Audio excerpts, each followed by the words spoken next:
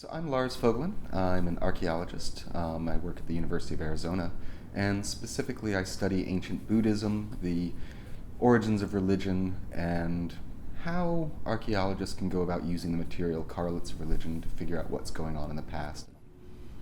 I think the main difference is that the academic perspective is analytical. We're trying to figure out why people are doing it, how they're doing it, and what are the broader impacts. The question of faith doesn't really come into play as much. We're not so much interested in, for instance, my own research, I have no interest in finding out whether or not a particular religion is true, or whether a particular God exists or doesn't exist. That's not part of it. What I'd start with is the idea that there are many people who believe this, and my question is why and what does it do for their lives, and how is belief in one religion different than belief in another religion, and how these differences play out. I mean, it's a major part of the way people live their lives. People build really, really, really big things to celebrate religion, and we kind of have to ask ourselves why.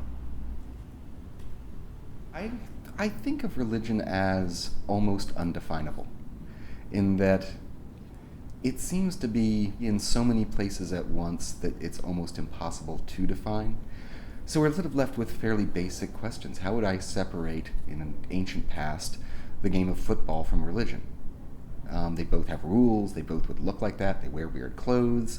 It would be almost impossible to separate the two. So what I try to do is also recognize that, in fact, they start off the Super Bowl with a prayer. So is it that distinct? So I think one of the main tricks about studying religion is not getting hung up on the definitional terms. I don't think we can define it any more than we can define economics or politics. It's just one of those big, broad brush things that has fuzzy boundaries because it actually really does. Archaeology hasn't necessarily provided an explanation for why we are religious, though it has managed to significantly knock down a whole lot of previous claims that people proposed. Especially in the 19th century, a huge focus of the research on religion was all about saying, well, in the deep past, you had Freud saying they were a polygamous horde. All these folks sort of projecting these wild fantasies, which were usually simply the opposite of the present. So the past was not us. Most of those turned out to be bunk. And so what we've done in archaeology is been able to say things like, some people argue shamanism is the original religion. We just don't have that. People will say that figurative art slowly flourished and that people slowly got better at it. That's wrong. If we take a look at the very earliest rock paintings in Europe, they're fully developed. What we haven't been able to do is then give this great universal understanding, and I'm frankly not entirely sure if we ever will, because I'm not sure if there was one.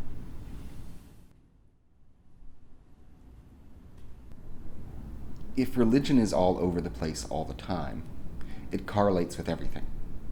And so, yes, religion does absolutely correlate with morality. It correlates with the origin of states, but it also correlates when they collapse.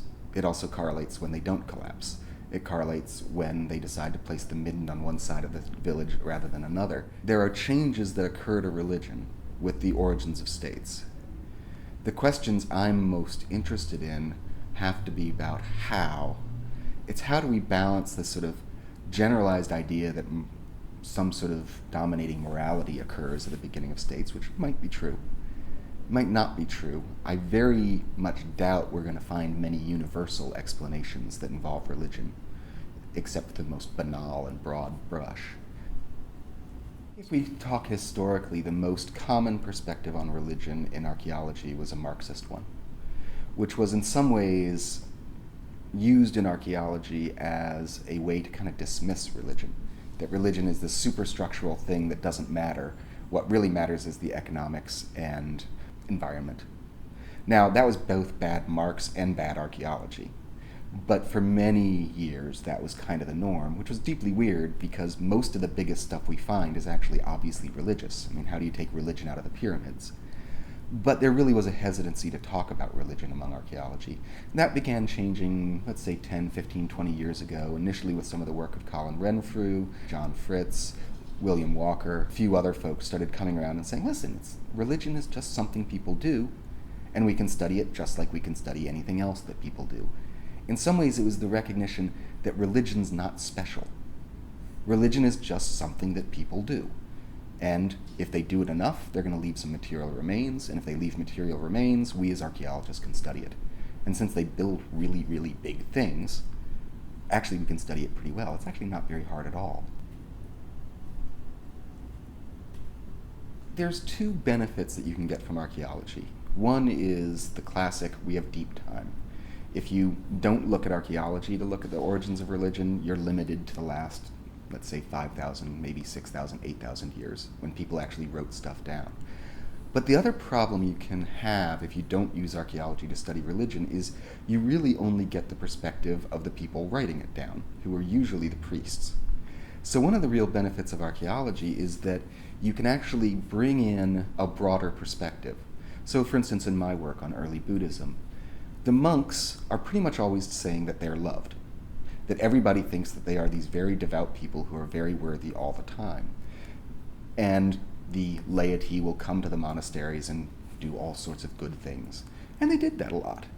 What I found, though, in my own research was that the laity also built their own shrines where they could engage in Buddhist-like worship while ignoring the monks entirely, because they didn't necessarily want to give them their money, and they didn't necessarily think that they were so pure.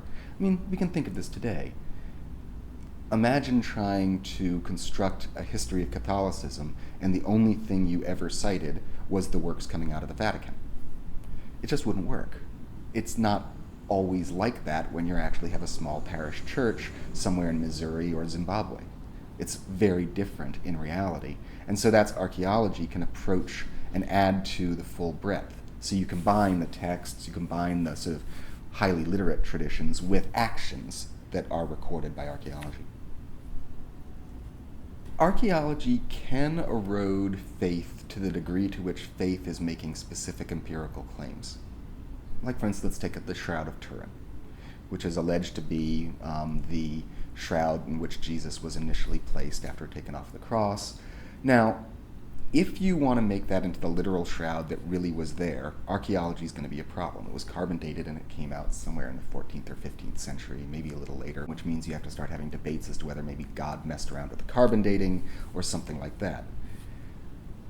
But let's put it this way. What's interesting to me is why people would go and look at it today or last year or a century ago. So whatever degree my lack of faith is going on, I don't matter.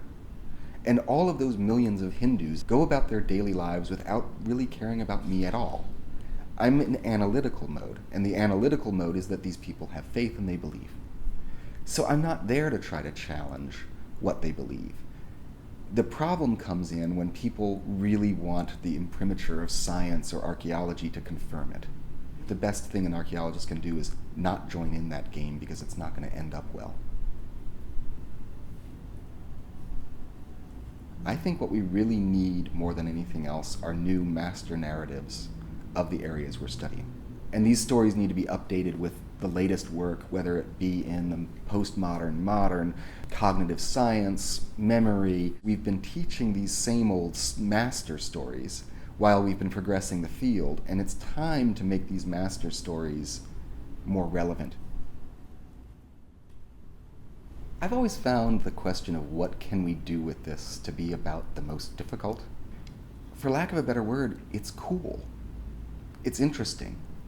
And for whatever reason, people like to figure out what makes how things tick. Whether you're disassembling your radio-controlled car when you're a kid, or spending a lot longer trying to figure out how human cultures live and do things on different parts of the planet, I can get people interested by telling them the cool stuff that I've figured out. But ultimately, at the end of the day, we study this stuff, and we study religion, we study culture, we study archaeology, because it's cool.